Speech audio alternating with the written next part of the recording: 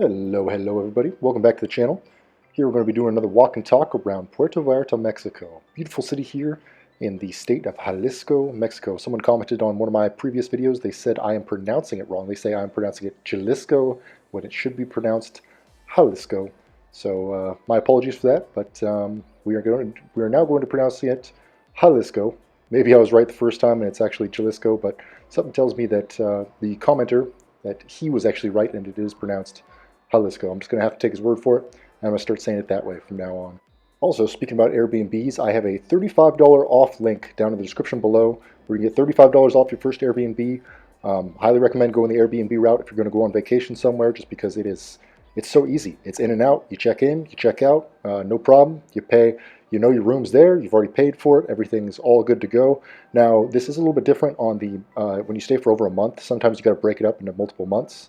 It used to be a system where you could I remember you could basically book for half the year, to even more sometimes, 6 months plus, and you could pay straight up front, and that was awesome when they did that. But nowadays, I guess due to misleading listings and various other things, that they don't allow that anymore. Now you have to pay month by month, but that's fine.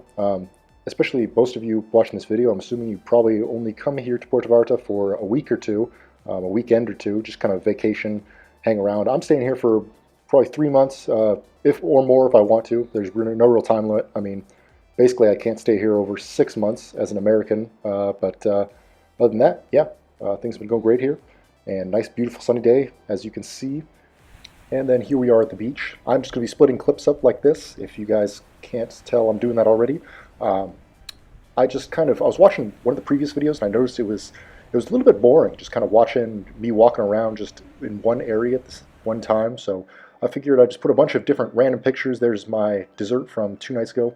I decided to splurge one night, and it was absolutely delicious, super good. But yeah, here's another clip of me just kind of walking up the hill up to my apartment. I live up in the hills up there, and so I'm just walking by. That's actually a waterfall. I don't live right there, but beautiful, beautiful waterfall right here.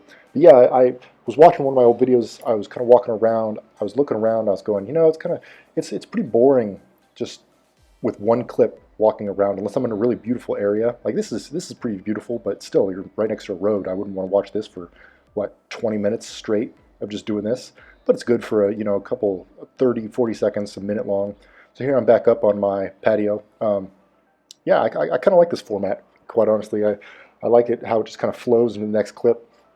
But anyways, I wanted to talk today about the water here in Mexico. So someone told me don't drink the tap water here, and I haven't so far. I'm sure that a lot of it is probably completely fine. I mean, everything here is about the same as America. The plumbing even looks the same for the most part. But so I've been getting these 5-gallon jugs of water, and these things are huge, and you can get them basically anywhere. So they do this a lot in America too, but here in Mexico they have these 5-gallon jugs everywhere. Every convenience store you go to, every corner store you go to, they have just these 5-gallon water jugs. So I got one today, and it was just huge, and they're pretty cheap too. It's like you can get the whole jug for under $5 filled with water. It's pretty good, pretty good stuff. But this is what I wanted to talk about today. I wanted to talk about the first day that I came here to Puerto Vallarta, Mexico, because I didn't talk about that. I have these walk and talks where I'm just kind of showing you the nice parts of Puerto Vallarta. When I first came here, it was a nightmare. It was a S show, basically. It was not fun. So I came here on the 9th, 10th, I believe, September 10th. I forget what the date was. It was 2 weeks ago, 3 weeks ago or so. And I spoke almost no Spanish. When I got off the plane, there were just they had this. So they have the airport there. Well, they have this room, and it's like, it's probably like 50 meters long, and it's called the Shark Tank, is what I later found out. And it's just all these salesmen that try to sell you everything under the sun. They're all trying to sell you, and they're just yelling and screaming and yelling stuff in Spanish and English, and they'll tell you all sorts of stuff. Like one guy, he goes, "It's illegal if you pass me. If you pass me, it will be illegal." And I go, "Are you a police officer?" And he goes, No. But it's illegal if you pass me. They'll ticket you." I'm thinking, oh my gosh, he's willing to pretend to, get a ticket enforcement to make a sale here. So watch out for the Shark Tank. When you first get into the Puerto Vallarta airport, you're going to find out that there are a lot of salesmen as soon as you get off the plane. Also, there is basically no bathroom. So go to the bathroom on the plane. because all the bathrooms are closed. I think due to the whole CV-19 situation, they're all closed in the airport. So if you're coming down here for that whole CV-19 situation, you should be fine if you're coming here during just your normal, everyday kind of thing. But you know how it is. Everything is crazier. Think about 2008 not 2008, but 2001, when we had that whole ordeal in the United States. We had the whole 9/11 situation. Just think of how you used to be able to walk into an airport, no problem. You used to be able to walk right up to the gate and get on the plane. But I mean, and if you're running late, oh, there's my carne asada nachos, delicious nachos right there. But nowadays, think of how much security there is. Just think of how much the airport is just, it's not as the fun experience it used to be. Here's another view. This is down by the park. This is actually, it's gorgeous down there. They have this public park, and it's a beautiful place. But like I was saying, first day in Puerto Vallarta, I get off the plane.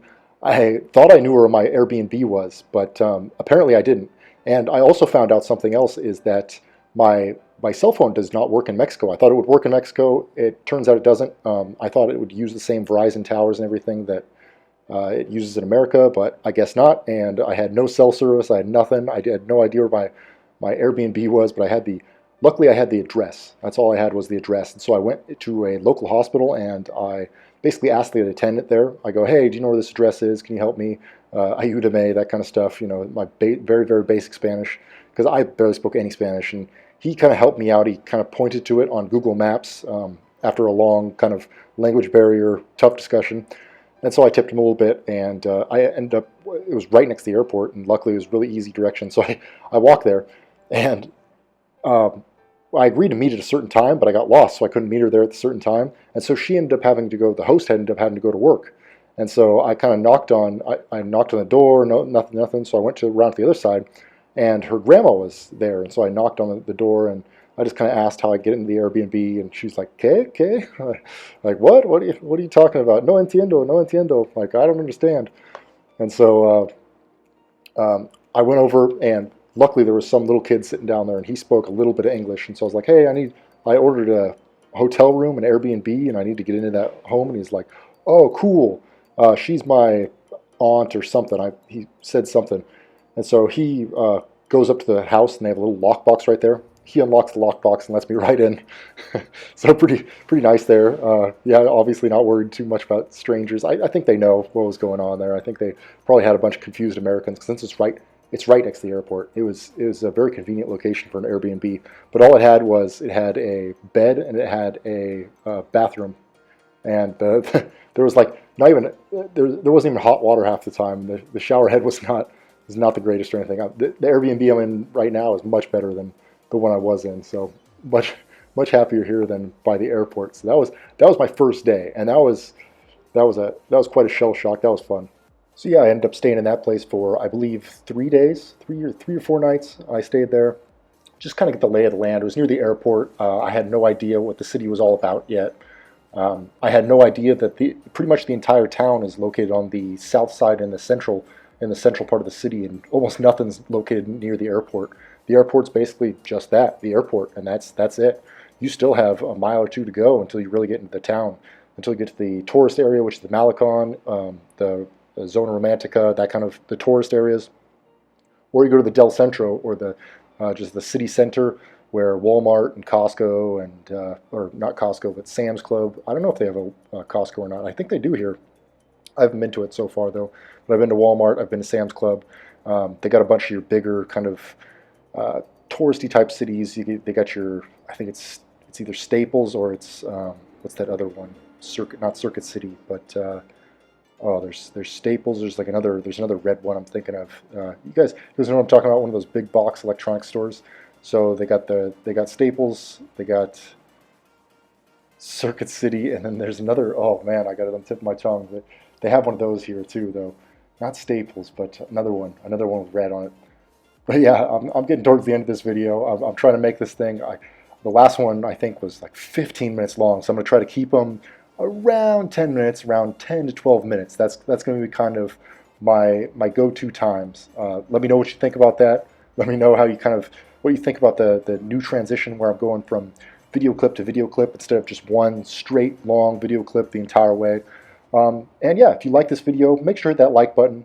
If you like content like this, consider subscribing, and I'm glad to have you here. hopefully you're back for another video of mine, and if not, consider hitting that subscribe button, and I'll see you later. Have a good one. Bye. Hey buddy, you should subscribe.